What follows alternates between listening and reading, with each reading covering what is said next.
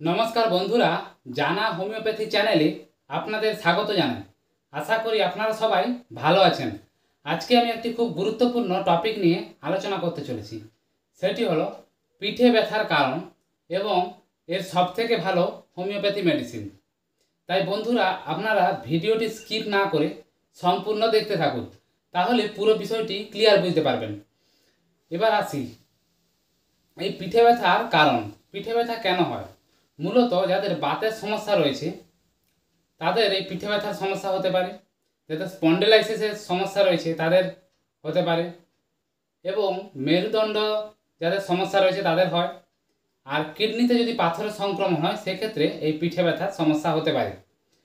এছাড়া বসা বা শোয়ার সময় ঠিকমতোভাবে ওলটপালট হয়ে গেলে সেক্ষেত্রেও পিঠে ব্যথা হতে পারে।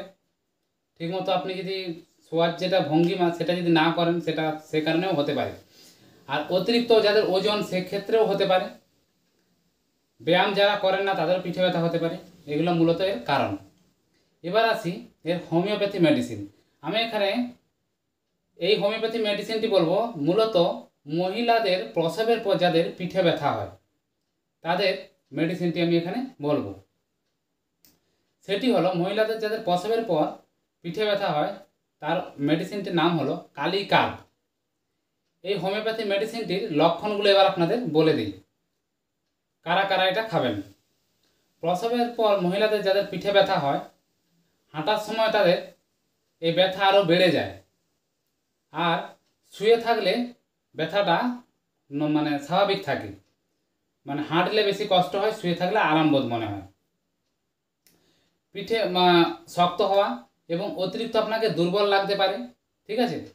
আর মাসিকের সময় বা গর্ভপাতের পরেও যদি মহিলাদের এই পিঠে ব্যথার সমস্যা থাকে সেক্ষেত্রেও এই কালিকার্ভ ওষুধটি খুব কার্যকারী। বিশেষত যেসব মহিলাদের মাসিকের পর সমস্যা হয় পিঠে ব্যথা কিংবা গর্ভপাতের পর, সেক্ষেত্রেও এটি খুব কার্যকারী। তাহলে বন্ধুরা বুঝতে পারেন এই যে পিঠে ব্যথার জন্য যে হোমিওপ্যাথি মেডিসিনটির নাম বললাম সেটা হলো কালিকার্ভ। এটি আপনারা কতটা ডোজে খাবেন?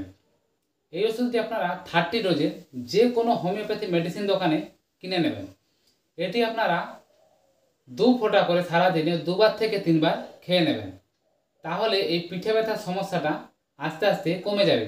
কয়েকদিন খেতে থাকবেন, আস্তে আস্তে কমে গেলে ব্যথা আস্তে আস্তে পুরো ওষুধটি খাওয়া বন্ধ করে দেবেন ধীরে ধীরে। তাহলে বন্ধুরা, ভিডিওটি বুঝতে পারলেন এই পিঠে ব্যথার ওষুধটি কি। যদি ভালো লেগে থাকে প্লিজ লাইক, শেয়ার এবং সাবস্ক্রাইব করে দেবেন। ধন্যবাদ বন্ধুরা।